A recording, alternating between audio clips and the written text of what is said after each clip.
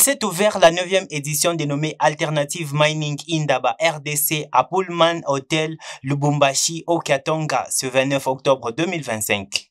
En effet, cet événement à caractère international qui traite également sur les ressources minières dans la gestion fiscale, précisément des zones dites minières du pays, la lutte contre la corruption et autres. Pour ce faire, le représentant du ministre provincial des Mines a donc pris la parole pour souhaiter la bienvenue à tous. C'est un immense honneur pour moi de prendre la parole en premier à l'occasion de la 9e édition de l'Alternative Mining Indaba de la République démocratique du Congo, ayant pour thème principal minerais stratégiques de la RDC, entre enjeux géopolitiques mondiaux et impacts socio-économiques locaux. Faire entendre la voix des communautés minières congolaises. En parcourant l'histoire de ce forum, il ressort que c'est pour la 3e fois que la MIRDC est organisée dans notre province. En 2020, en 2022, en 2025. Je voudrais, pour ce fait, remercier les organisateurs de l'attention portée à notre province et le souci de mettre ensemble les acteurs du secteur minier pour débattre des questions émergentes liées à l'exploitation des minerais et à leur impact sur nos communautés. En ce qui concerne notre ministère provincial des Mines, le rôle qui nous est imparti est celui de vous souhaiter la bienvenue et un bon séjour chez vous. Ensuite est venu le tour des panélistes qui ont eu à exposer suivant les programmes tels que planifiés par les organisateurs. Prenant la parole, l'honorable député national Dominique Munongo Inamizi nous a parlé de sa brève intervention.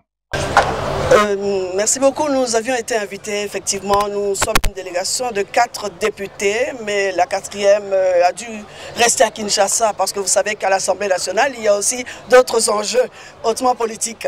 Donc nous sommes à 3. Mais le choix de ces 3 députés vient du fait que nous sommes tous issus de l'ancienne société civile. Donc nous connaissons un peu ce processus. Nous avions commencé avec Sarwa.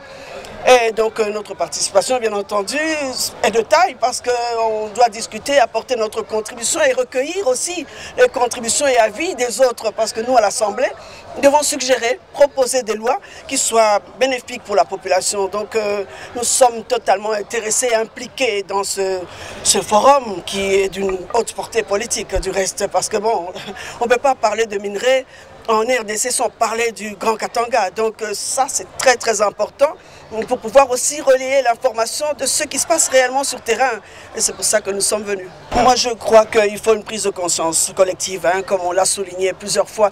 Tant que chacun de nous ne prendra pas part de sa responsabilité, d'abord, une responsabilité collective des uns et des autres, tant des responsables des ETD, au niveau national, au niveau provincial, au niveau des ETD, tout court à la base, je crois qu'on va tourner en rond. Il faudrait que les populations impactées et les responsables des ETD comprennent qu'il faut une répartition équitable des richesses pour que le développement soit effectif en RDC et dans tous les coins de la contrée.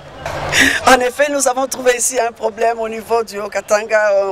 On n'a plus de bureau, la société civile n'a plus de bureau.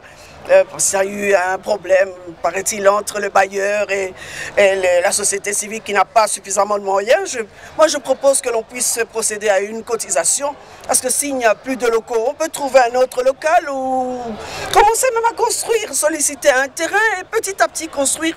La société civile peut solliciter notre apport. Nous sommes toujours disponibles parce que nous venons de la société civile. Et c'était ça ma suggestion, que l'on puisse ensemble travailler pour qu'une autre solution soit trouvée au lieu de rester à ressasser. Non, on n'a plus de bureau, on n'a plus de bureau. Quand le bureau n'est plus disponible, on trouve un autre endroit qu'on pourra louer, même petit à petit acquérir un terrain. Nous, c'est juste un plaidoyer et puis sensibiliser nos collègues parce que nous sommes là 500 députés.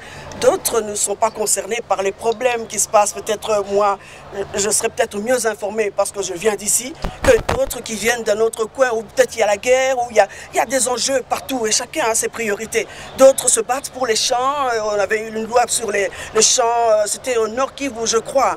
Et c'était un problème. Non, on veut nous arracher les champs pour l'agriculture et nous tous focaliser sur ça. Nous, on met l'accent sur les mines parce que c'est ça, l'enjeu du moment, ce sont les mines.